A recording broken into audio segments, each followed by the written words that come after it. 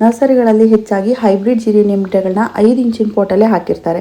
ನೀವು ಅದನ್ನ ಮನೆಗೆ ತಂದ್ಮೇಲೆ 5 ರಿಂದ 9 ಇಂಚಿನ ಪಾಟ್ ಸೈಜ್ ಒಳಗೆ ಯಾವ್ದ್ರಲ್ಲಿ ಬೇಕಾದ್ರೂ ಹಾಕಿಟ್ಕೋಬಹುದು.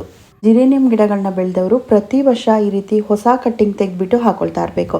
ಹೊಸ ಕಟ್ಟಿಂಗ್ ತೆಗೆದು ಹೊಸ ಪಾಟ್ ಮಿಕ್ಸ್ ಅಲ್ಲಿ ಹಾಕೊಳ್ತಾ ಇದ್ರೆ ಮಾತ್ರ ಹೂ ತುಂಬಾ ಚೆನ್ನಾಗಿ ಬರುತ್ತೆ, ಗಿಡನೂ ತುಂಬಾ ಚೆನ್ನಾಗಿ ಗ್ರೋ ಆಗುತ್ತೆ. ಮಣ್ಣು ತುಂಬಾ ಸಾಫ್ಟ್ ಆಗಿ ಲೈಟ್ ವೇಟ್ ಆಗಿರೋದ್ರಿಂದ ತುಂಬಾ ಈಸಿಯಾಗಿ ಕಟ್ಟಿಂಗ್ಗಳನ್ನ ಹಾಕೊಂಡು ಬರ್ತಾ ಇದ್ದೀನಿ.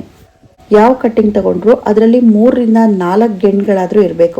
ನೋಡ್ಸ್ ಅಂತ ಹೇಳ್ತಾರಲ್ಲ, ಅದು 3 ರಿಂದ 4 ಇದ್ರೆ ಒಂದರಲ್ಲಿ ಬೇರ್ ಬರಲಿಲ್ಲ ಅಂದ್ರೂ ಇನ್ನೊಂದರಲ್ಲಿ ಬೇರ್ ಬಂದೇ ಬರುತ್ತೆ.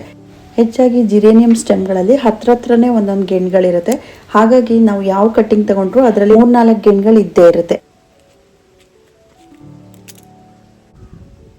ಜಿರೇನಿಯಂ ಗಿಡ ಸ್ಟೆಮ್ನ ಯಾವಾಗಲೂ ತುಂಬಾ ಉದ್ದ ಬೆಳೆಯಕ್ಕೆ ಬಿಡಬಾರ್ದು. ಹೈಬ್ರಿಡ್ ಅಲ್ಲಿ ತುಂಬಾ ಉದ್ದ ಬೆಳೆಯಲ್ಲ, ಆದರೆ ಓಲ್ಡ್ ವೆರೈಟಿಯಲ್ಲಿ ತುಂಬಾ ಉದ್ದ ಬೆಳೆಯುತ್ತೆ. ಉದ್ದ ಬಂದಿರೋ ಸ್ಟೆಮ್ನ ಕಟ್ಟಿಂಗ್ ಮಾಡಿಬಿಟ್ಟು ಬೇರೆ ಪಾಟ್ ಅಲ್ಲಿ ನೆಡ್ತಾ ಇರಬೇಕು. ಕಟ್ಟಿಂಗ್ ಮಾಡೋದಕ್ಕೆ ತುಂಬಾ ಜನ ಹೆದರ್ತಾರೆ, ಆ ಗಿಡ ಹಾಳಾಗ್ಬಿಡುತ್ತೆ, ಸತ್ತೋಗ್ಬಿಡುತ್ತೆ ಅಂತ. ಅದು ಹೇಗಿದೆ ಹಾಗೆ ಬಿಟ್ಬಿಡ್ತಾರೆ. ಕಟ್ಟಿಂಗ್ ಮಾಡ್ದಾನೆ ಬ್ರಾಂಚಸ್ ಜಾಸ್ತಿ ಮಾಡ್ಕೊಳ್ದೆ ಹೋದ್ರೆ ಹೂ ಜಾಸ್ತಿ ಬರಲ್ಲ. ಹೂ ಬಿಡುವಂತ ಪರ್ಮನೆಂಟ್ ಗಿಡಗಳಿಗೆ ಪ್ರೂನಿಂಗ್ ಮಾಡೋದು, ಪ್ರತಿ ವರ್ಷ ಕಟ್ಟಿಂಗ್ ಮಾಡೋದು ತುಂಬಾ ಇಂಪಾರ್ಟೆಂಟ್. ಅದನ್ನ ಕಟ್ಟಿಂಗ್ ಮಾಡಿ ಹೊಸ ಬ್ರಾಂಚಸ್ ನ ಬೆಳೆಸ್ಕೊಂಡ್ರೆ ಮಾತ್ರ ಹೂ ಜಾಸ್ತಿ ಬರುತ್ತೆ.